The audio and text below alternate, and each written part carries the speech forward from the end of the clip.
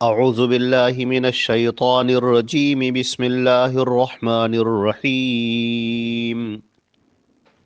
یعلم ما بین ایدیہم وما خلفہم ولا یحیطون به علما وعنت الوجوہ للحی القیوم وقد خاب من حمل ظلما۔ یہ سورہ طٰہٰ کی آیت نمبر 110 اور آیت نمبر 111 ہے، اور ترجمہ ان دونوں آیتوں کا یہ ہے: اللہ رب العزت جانتا ہے جو لوگوں کے سامنے ہے اور جو ان کے پیچھے ہے، اور لوگ اس کے علم کا احاطہ نہیں کر سکتے، اور اس دن تمام کے تمام چہرے اس ذات کی بارگاہ میں جھکے ہوئے ہوں گے جو زندہ و جاوید ہے اور جو پوری کائنات کے نظام کو تھامے ہوئے ہے، اور جس نے بھی ظلم کیا وہ ناکام و نامراد ہوگا۔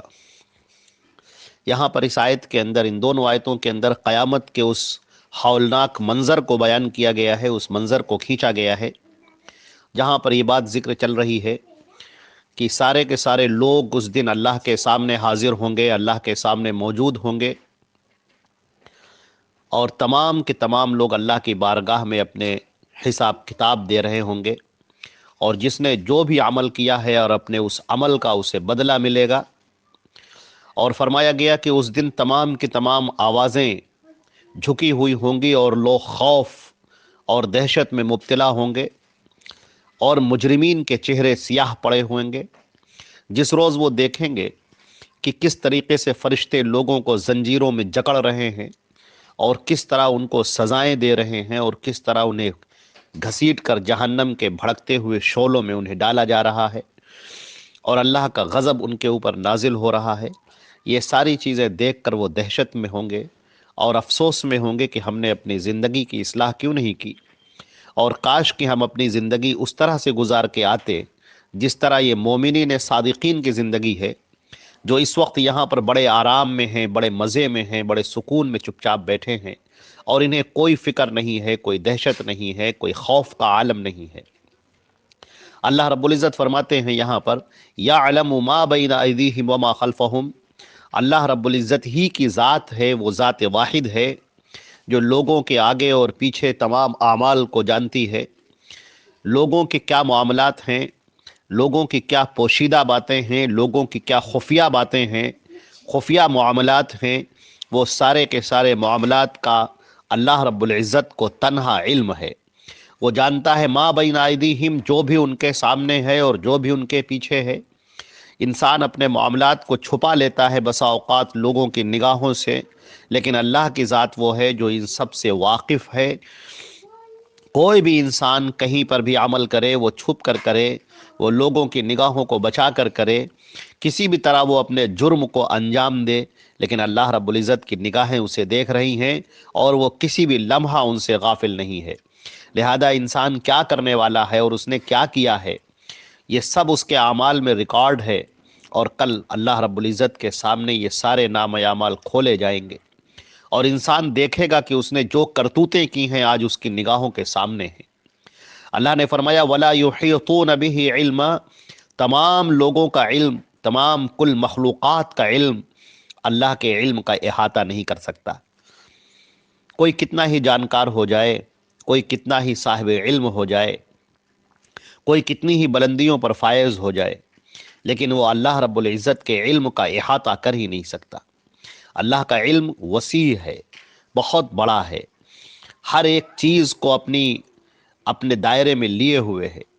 اور لوگ اگر چاہیں بھی کہ وہ اللہ کے علم کو جان لیں اور اللہ کے علم سے واقف ہو جائیں تو یہ ہو نہیں سکتا۔ کوئی بھی انسان ہو، جنات ہو، پوری مخلوقات میں سے کوئی بھی ہو، کوئی ملک ہو، کوئی بھی اللہ کے علم کا احاطہ نہیں کر سکتا۔ اللہ کا علم اور اس کا دائرہ سب پر غالب ہے، سب پر فائق ہے۔ وعنت الوجوہ، اور اس دن جب قیامت کا دن ہوگا تو تمام کے تمام چہرے اس ذات واحد کے سامنے جھکے ہوئے ہوں گے جو الحی، جس کی دو صفت یہاں پر بیان کی گئی ہیں، الحی القیوم، جو زندہ ہے اور اسے کبھی موت نہیں، وہ ہمیشہ زندہ و جاوید ہے، اور القیوم جو اس پوری کائنات کے نظام کو تھامے ہوئے ہے۔ یہ جو نظام ہستی برپا ہے، یہ جو نظام دنیا کا چل رہا ہے، یہ اسی سے قائم ہے۔ اللہ رب العزت ہی نے اس پورے نظام کو قائم کر رکھا ہے، اور وہ جب چاہے اس پورے نظام کو ختم کر دے، جب چاہے یہ آسمانوں اور زمینوں کو سب کو ختم کر دے، سب کو بالکل برابر کر دے۔ لہٰذا اس دن سارے چہرے جھکے ہوئے ہوں گے، سارے چہرے اللہ رب العزت کے سامنے سرنگوں ہوں گے۔ جو اس دنیا کے اندر اس وقت بڑے غرور میں ہیں، اور اس وقت جو بڑے گھمنڈ میں مبتلا ہیں، اور وہ لوگ جن کو اس وقت اپنی طاقت اور قوت پر بڑا ناز ہے، اس دن سارے کے سارے چہرے اس بارگاہ میں جھکے ہوئے ہوں گے، ساری گردنیں خم ہوں گی اس اللہ رب العزت کے سامنے، جو زندہ اور جاوید ہے، جو ہمیشہ سے ہے اور ہمیشہ رہے گا، جس پر موت کا کوئی گزر نہیں، جسے اونگ بھی نہیں آتی، جسے نیند بھی نہیں آتی، جو زندہ ہے اور ہر ایک معاملات کو خود دیکھ رہا ہے، کوئی بھی عمل اس سے پوشیدہ نہیں ہے، کوئی بھی حرکت اس سے مخفی نہیں ہے۔ القیوم، اور یہ کائنات کا نظام اسی سے قائم ہے، اسی نے اس پورے نظام کو برپا کر رکھا ہے، اسی نے اس کائنات کے نظام کو چلا رکھا ہے۔ سورج کا نکلنا اور سورج کا غروب ہونا، اسی طریقے سے اس کائنات کے دلوں کی جو دھڑکن ہے، اس کائنات کے اندر جو روح ہے، جو زندگی ہے، یہ جو حرکتیں ہیں، چلنا پھرنا ہے، یہ سب کا سب اللہ رب العزت سے قائم ہے، اللہ نے قائم کر رکھا ہے، اللہ کے اذن سے، اس کی اجازت سے یہ سب قائم ہے۔ اور ایک وہ دن آئے گا کہ جب اللہ رب العزت ان سب کو فنا کر دے گا، ختم کر دے گا۔ وَقَدْ خَابَ مَنْ حَمَلَ ظُلْمًا، اور وہ بڑا ناکام ہو گیا، نامراد ہو گیا وہ شخص جس نے ظلم کی راہ اختیار کی، جس نے ظلم کو اپنے اوپر لے لیا۔ ظلم سے کیا مراد ہے؟ ظلم سے سب سے بڑا جو ظلم ہے وہ شرک ہے۔ قرآن پاک کے اندر ظلم کو شرک کو ظلم کہا گیا ہے۔ ان الشرک لظلم عظیم، سب سے بڑا ظلم وہ اللہ کی جناب میں شرک کرنا ہے۔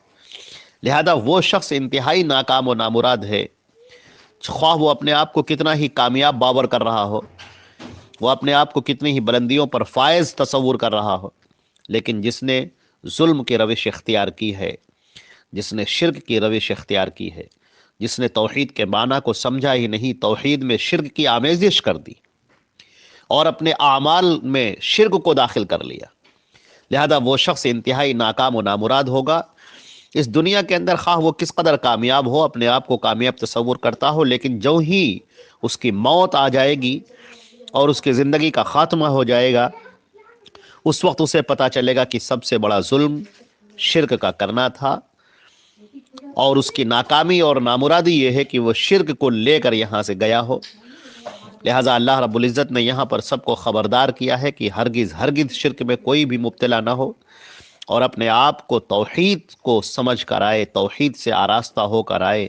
توحید سے مزین ہو کر آئے، اور شرک کی غلاظتوں سے اور اس کی قباحتوں سے اپنے آپ کو پاک کر کے آئے۔ لہذا اس دن قیامت کا جو یہ منظر یہاں پر کھینچا گیا ہے کہ اس دن کامیاب وہی ہوگا جو توحید کے راستے پر گامزن ہوگا، اور جس نے کسی بھی طرح کا ظلم نہ کیا ہوگا اور بندوں کو ظلم سے پاک رکھا ہوگا، اور اپنی زندگی اور اپنے کردار کو عمدہ رکھا ہوگا، اللہ کی توحید اختیار کی ہوگی، وہ کامیاب ہوگا۔ اور اگر اس نے ایسا نہ کیا تو وہ سخت ناکام ہوگا، اور وہ ناکامی اس دن اس کے سامنے ظاہر ہوگی، عیاں ہوگی، اور اس روز افسوس کرنا اسے کوئی فائدہ نہ پہنچائے گا۔ وہ اپنی انگلیوں کو چبائے گا، افسوس ظاہر کرے گا، روئے گا، گڑ گڑائے گا، اللہ کی بارگاہ میں بار بار توبہ کرے گا، مگر اس وقت اس کا توبہ کرنا، اس وقت اس کا رونا گڑ گڑانا کوئی بھی کام نہ آئے گا۔ جب تک یہ زندگی انسان کے پاس ہے، جب تک یہ سانسیں چل رہی ہیں، جب تک یہ روح اس جسم کے اندر موجود ہے، اس وقت وہ توبہ کر لے، معافی مانگ لے، اللہ کی بارگاہ میں اپنے تمام گناہوں کی بخشش طلب کر لے، اللہ رب العزت اسے معاف کرنے کے لیے تیار ہے۔ لیکن جو ہی اس کی موت کا خاتمہ ہو گیا، جو ہی اس کی زندگی کا خاتمہ ہو گیا اور موت اس کے سامنے آ گئی، اب اس کے سامنے اب توبہ کا دروازہ بند ہو گیا، اور اب اس کی کوئی بھی توبہ قبول نہ ہوگی۔ لہٰذا اس دن سے پہلے مرنے سے پہلے انسان اللہ سے مغفرت طلب کر لے۔ چنانچہ دو آیتیں جو آپ کے سامنے ذکر کی گئی ہیں، انشاءاللہ اس کے مزید ابھی سلسلہ یہ جاری ہے، اور ابھی قیامت کا منظر اور بیان کیا جا رہا ہے۔ اللہ رب العزت ہمیں اور آپ کو عمل کرنے کی توفیق عطا فرمائے۔